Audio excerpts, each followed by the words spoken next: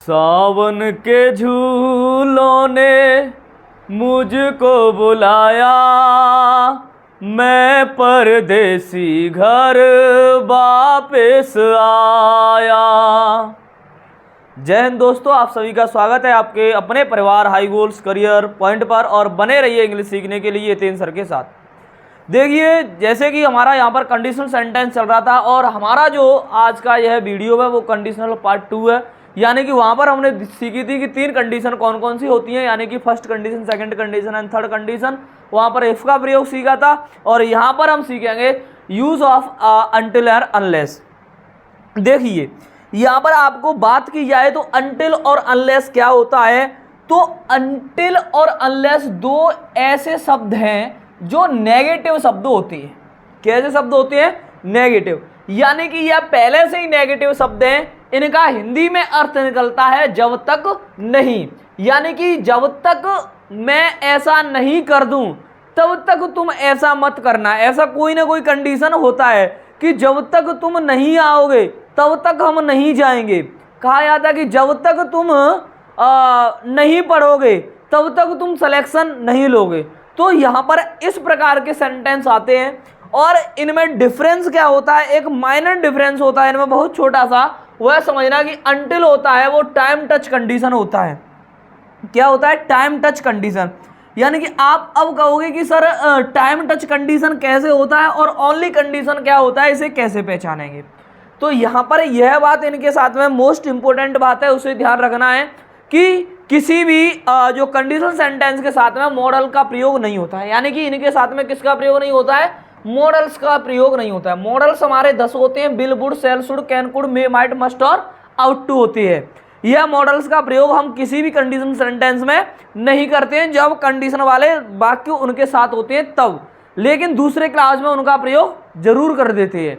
और यहाँ पर कहा जा रहा है कि यह यदि नेगेटिव शब्द है तो यहाँ पर नो नॉट नेगेटिव, यानी कि डोंट है, डजंट है, इजंट है, आरंट है, मतलब एम नॉट है, ऐसे प्रकार का प्रयोग नहीं होगा। यह बात आया समझ में। तीसरी बात क्या याद करनी है हमें कि यह जो अनटिल है वो टाइम टच कंडीशन है और अनलेस है वो ओनली कंडीशन है। टाइम टच है यानी कि कभी ना कभी वह घटना होगी, यानी कि उस घटना की होने की संभावनाएं रहती हैं जिसका एक्यूरेट समय पता रहता है कि वह होगा ही होगा, वहां पर कहते हैं टाइम टच कंडीशन। और जिस घटना का कोई और छोक नहीं है, जिसका कभी पता ही नहीं है, उसे कहते हैं ओनली अनलेस कंडीशन, मतलब ओनली कंडीशन होती है। ठीक है, यहां पर देखते हैं, अब समझो। जैसे यहां पर अनटिल कहा जाए तो अनटिल है, यानी कि अनटिल का स्ट्रक्चर क्या होगा, तो वह समझिए कि अनटिल हमारा एक कंडीशनल सेंटेंस है। पहले तो हम यहां तक समझिए कि अनटिल क्या है, एक कंडीशनल सेंटेंस है। अब जो भी कंडीशन है उसके साथ में कौन सा भी टेंस प्रयोग किया जा सकता है, पर लेकिन मॉडल का प्रयोग नहीं किया जा सकता। इतना समझते हो? तो यहां पर अभी हमारा प्रेजेंट टेंस चल रहा है। प्रेजेंट का मतलब होता है कि वर्ब का first form and fifth form plus other word, यही होता है हमारा प्रेजेंट टेंस। इसके साथ में अनटिल लगा दिया। अब यहां पर जो आने वाला क्लाउज होगा वहां क्या करना है, हमें सब्जेक्ट प्लस यहां हम रखेंगे बिल सेल। अब बिल सेल है, ऐसा कैन भी हो सकता है, मे भी हो सकता है। उसके बाद में वर्ब का फर्स्ट फॉर्म प्लस अदर। ठीक है, ये बात आया समझ में। क्योंकि यहां बस यह बात जरूर याद रखनी है कि जो अनटिल है, यह जो अनटिल है यह हमारा प्रेजेंट टेंस के साथ में है और इसके बाद में जो क्लाउज है वहां पर बिल और सेल लगा है। अब अनटिल वाले जो क्लाउज है यहां पर किसी भी नेगेटिव शब्द का प्रयोग नहीं किया जाएगा, लेकिन आने वाले क्लाउज में भले ही नेगेटिव हो सकता है, उससे कोई भी मतलब नहीं है। ठीक है, यह जब 2 क्लॉज हो जाते हैं तब आगे पीछे इन्हें कर सकते हैं, कोई प्रॉब्लम नहीं होती है। यहां पर कैसे कर सकते हैं, वहां से यह नोट कर लिया हमने, सब्जेक्ट प्लस बिल सेल, यहां पर B1 प्लस अदर वर्ड। और नेक्स्ट क्या है, अनटिल हमारा, अनटिल के साथ में B1 and B5 plus other word. Are you understanding? ये बात समझे कि नहीं समझे? यह तो हो गया हमारा पहला स्ट्रक्चर। इसी का दूसरा स्ट्रक्चर क्या होता है, तो दूसरा स्ट्रक्चर भी समझ लीजिए यहीं पर। दूसरे स्ट्रक्चर के लिए हमें क्या करना पड़ता है कि अंटिल के साथ में इधर प्रेजेंट है तो उधर भी प्रेजेंट हो सकता है, यानी कि अंटिल के साथ में दोनों तरफ प्रेजेंट हो सकता है, इधर भी प्रेजेंट है और उधर भी प्रेजेंट है। ठीक है जी। अब दो क्लॉज हो गए तो इन्हें आगे पीछे कर सकते हैं, इसे इधर कर दें इसे उधर कर दें, कर सकते हैं ना, आगे पीछे करने पर भी यहाँ पर कोई प्रॉब्लम नहीं होगी। जब दो क्लॉज होते हैं अलग अलग तो उन्हें आगे पीछे कर सकते हैं। ठीक है, यहाँ पर until plus subject V1 and V5 plus other word. ठीक है, यह दो स्थितियां यानी कि यह दो कंडीशन हो सकती है हमारी अंटिल की। यहां तक आ रहा है ना समझ में अच्छे से, बहुत बढ़िया। जब यह समझ में आ रहा है तो फिर इसी प्रकार जो अनलेस का है यानी कि अनलेस कंडीशन है वो भी इसी प्रकार होती है। जैसे यहां पर अनलेस लिखा है तो अनलेस के साथ में भी सेम यही स्ट्रक्चर होगा, पर लेकिन यह बस होगा कि यहां पर टाइम टच कंडीशन था, यह ओनली कंडीशन है। टाइम टच कंडीशन और ओनली कंडीशन, बस इतना अंतर होता है। यहां पर हम अनलेस लगाएंगे,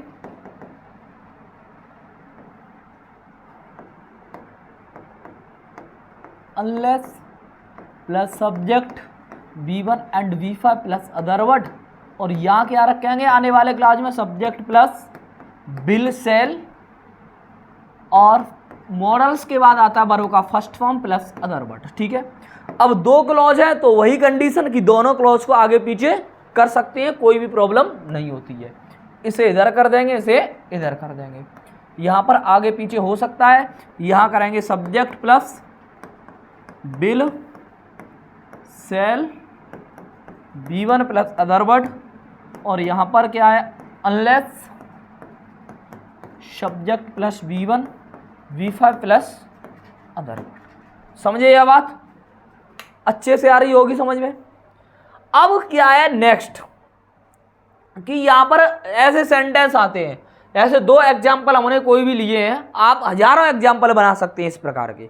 यहां पर पहला है कि जब तक अध्यापक नहीं आएंगे और हम यही बैठेंगे, यानी कहा जाता है कि साहब आज अध्यापक नहीं आ रहे, तब बच्चे एकदम धरना दे दिए कि जब तक अध्यापक नहीं आएंगे तब तक हम यही बैठेंगे, जब अध्यापक आ जाएंगे तब जाएंगे।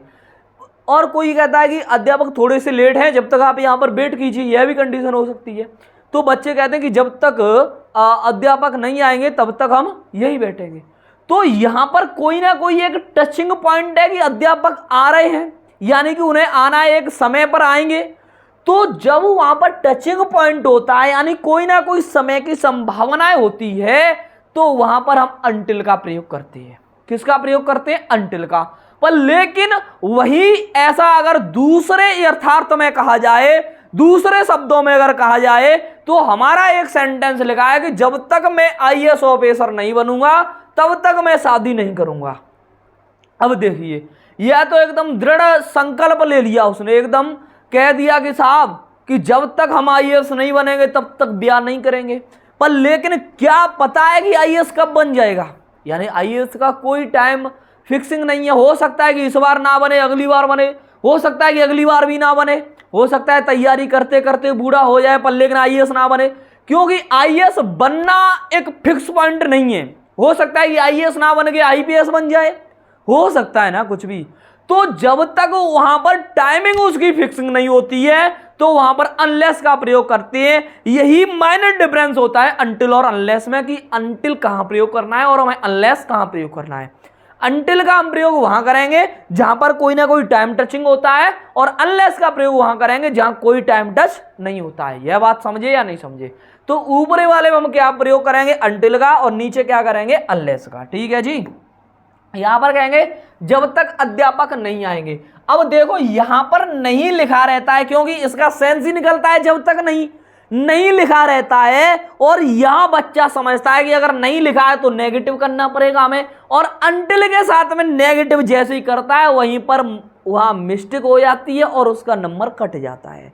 तो यह बात समझ लें यहां पर कि इसका सेंस नेगेटिव का होता है, मगर अंटिल ऑलरेडी नेगेटिव होता है, इसीलिए उसके साथ में कोई भी नेगेटिव शब्द का प्रयोग नहीं करते हैं। ठीक है जी। तो यहां क्या करेंगे? जब तक अध्यापक नहीं आएंगे, तो यहां पर कहेंगे हम अंटिल, कौन नहीं आ रहा है साहब? द टीचर अब देखो यहां पर टीचर, अब बताओ सिंगुलर है क्या प्लूरल है? भाई साहब अध्यापक है तो उनसे सम्मान से बोलना पड़ेगा कि अध्यापक नहीं आए। कोई ऐसे बोलता है कि जब तक अध्यापक नहीं आवेगा, ऐसे कोई कहता है? ऐसे पिताजी हैं उनसे क्या कहते हैं? जब तक पिताजी नहीं आएंगे। कि कभी ऐसे भी कह देते हो कि जब तक पापा नहीं आवेगा, ऐसे तो नहीं कहते ना। तो वह कहने में फर्क पड़ रहा है आपको कि उन्हें सम्मान नहीं है, इसीलिए हम ऐसे कह रहे हैं, पर लेकिन वो सिंगुलर है। क्या है? सिंगुलर है। तो यहां पर क्या कहेंगे हम? अंटिल द टीचर, आने का क्या होगा? कम, और सिंगुलर है तब क्या कर देंगे? Comes. Until the teacher comes, जब तक अध्यापक नहीं आएंगे हम यहीं पर बैठेंगे सर। We sit here. बी बिल, बिल का प्रयोग होगा ना नेक्स्ट क्लास में, तो कीजिए ना ऐसे, वी विल सिट हियर। अब आप कहोगे सर बी, आई और बी के संग में तो सेल का प्रयोग करते हैं, आपने बिल कैसे लगा दिया? ये तो आपत कर दी, ये तो गलत कर दिया। नहीं बेटे, अब क्या है कि सेल का ट्रेंड हो गया खत्म, सबके साथ में हम बिल कर देते। बिल लगाने से एक डिटर्मिनेशन आ जाता है, मतलब एक कड़ा शक्ति है कि हाँ साहब ऐसा होगा ही होगा, तो वहां पर बिल का यूज कर देते हैं। और आपको एक बात बताएं कि यहां जैसे पीछे से गे गी लगा है ना, ये मन समझना कि ये फ्यूचर है, क्योंकि कभी भी कंडीशनल शब्दों के साथ में हम मॉडल का प्रयोग करते ही नहीं है। पर लेकिन अभी भी मार्केट में आपको कई अध्यापक ऐसे मिलेंगे 90% की वो यही पढ़ा रहे हैं कि जिन वाक्यों के अंत में गा है, घी है, ता है, ती है, अरे जरा समझो और सुधरो। अब नया भारत है, इसका निर्माण करने के लिए कुछ नई टेक्निक्स पढ़ाइए। यानी कि ताते ती थाते ती करके अगर इंग्लिश आ जाए तब तो फिर हमारा हिंदी और इंग्लिश को ओनली कन्वर्ट हो गया। मतलब इंग्लिश एक अलग लैंग्वेज है, एक सेपरेट लैंग्वेज है, उसमें हिंदी का कोई भी प्रयोग होता ही नहीं है। अगर ऐसा होता तब तो अंग्रेजी पहले क्या सीखते? हिंदी सीखते, तब अंग्रेजी सीख पाते ना। ऐसा होता कि नहीं होता? तो जागो जरा, गागेगी ताते ती से इंग्लिश नहीं होता है। इंग्लिश इंग्लिश के तरीके से होता है, समझ रहे हो? इंग्लिश का मतलब अंग्रेजी कह रहे हैं। यहां पर कह रहा है जब तक मैं IAS ऑफिसर नहीं बनूंगा, तो यहां पर साहब इन्होंने कह दिया कि unless I become an IAS officer. क्या बनेगा? IAS officer. जब तक मैं IAS ऑफिसर नहीं बनूंगा तब तक मैं शादी नहीं करूंगा। आई विल नॉट का नेगेटिव होता है want. I want gate Mary.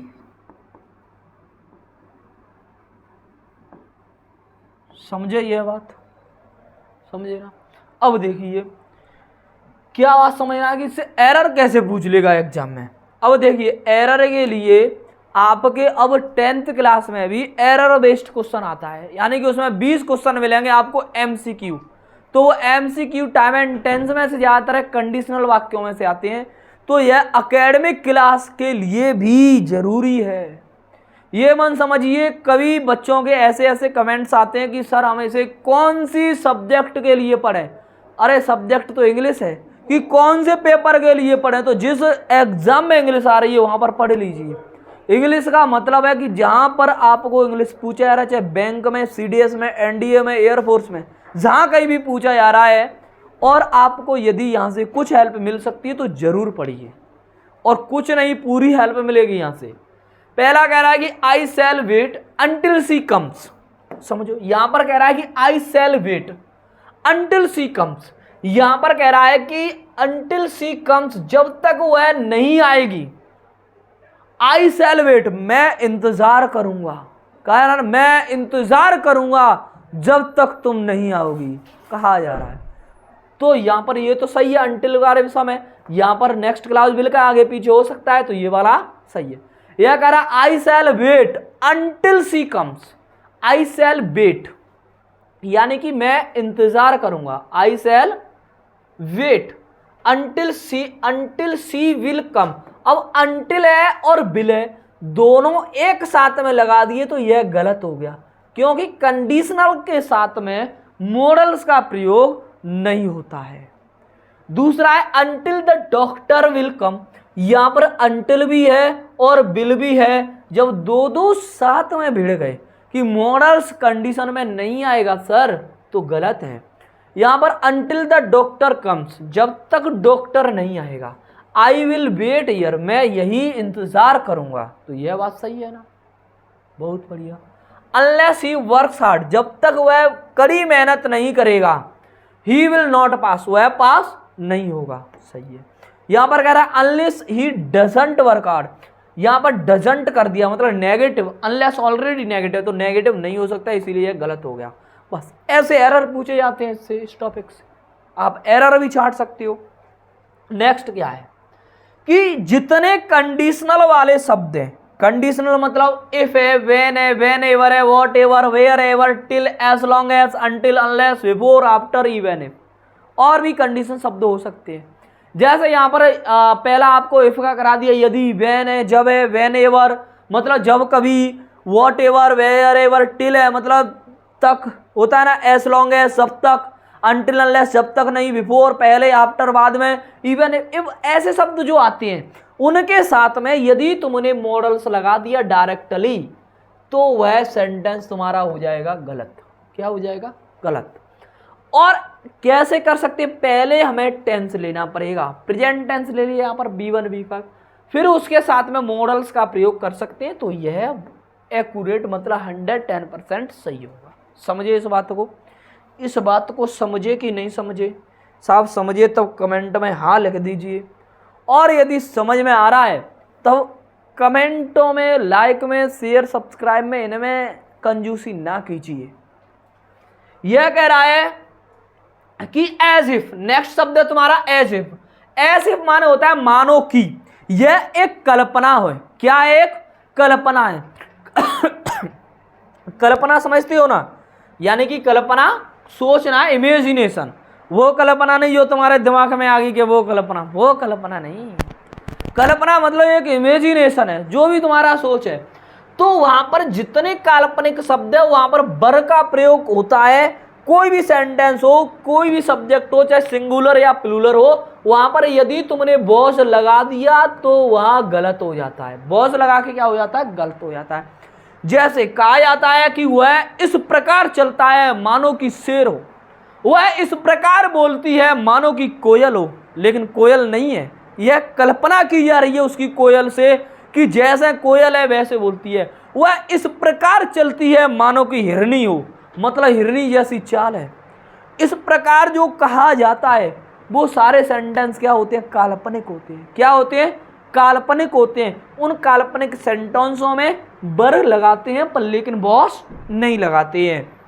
देखो कैसे आपके कई अध्यापक होते हैं, वो कहते हैं नहीं सर आई के साथ में तो बॉस लगता है, ही और सी के साथ में बॉस लगेगा।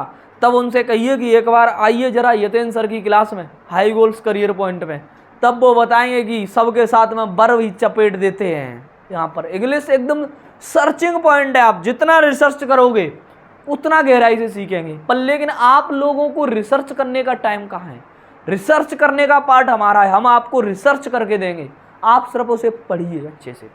तो यही कहा जा रहा है कि यहाँ पहले कोई ना कोई टेंस लगा देते हैं, या प्रेजेंट टेंस लगा दिया, फिर बीच में जो कंडीशनल रख दिया, और इसके बाद में यदि कोई नाउन या अदर वर्ड आता है, नाउन या अदर वर्ड आता है तो वहां पर बर का प्रयोग करेंगे। यदि कोई वर्ब आता है तो वहां पर वुड प्लस B1 का प्रयोग करेंगे। ठीक है जी। जैसे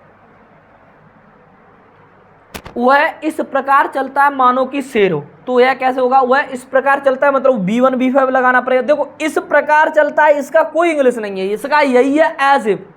एज इफ है मतलब मानो कि इस प्रकार है, जो इसका सेंस यानी कि भाव दिखा रहा है। जब आप स्टोरी राइटिंग करेंगे तो वहां पर भाव के हिसाब से आपको सेंटेंस अकॉर्डिंग करने पड़ते हैं। तो यही कह रहा है कि ही वॉक्स एज इफ, वह इस प्रकार चलता है ऐसे, ही वर अ लायन, जैसे वह शेर है। देखो ही है ना, ही के साथ में भी क्या लगा है? बर लगा है, यहाँ पर बॉस नहीं लगेगा, तो यह सही है। ठीक है जी। बस यह बताइए, जो हमारा कंडीशनल था वो यही समाप्त होता है। और भी कंडीशन होंगे तो वहाँ पर देखना कि उनके साथ में हम मॉडल का प्रयोग नहीं करते हैं। और कैसी लगी क्लास? अपना एक बार कमेंट के सहारे इस क्लास का रिव्यू ज़रूर दें और देखते रहिए, आपको ज़रूर कोई ना कोई प्रॉफिट इससे मिल रहा होगा। और हम यही उम्मीद करेंगे कि आने वाले समय में कि आपको यहाँ से पूरा फ्री में पूरा हम कोर्स प्रोवाइड आपको करा सकें और अच्छे से अच्छे सी तरह आपको इंग्लिश समझा सकें। इसीलिए बने रहना इसी क्लास में। मिलते हैं नेक्स्ट क्लास में, जब तक के लिए bye bye, take care, thank you so much.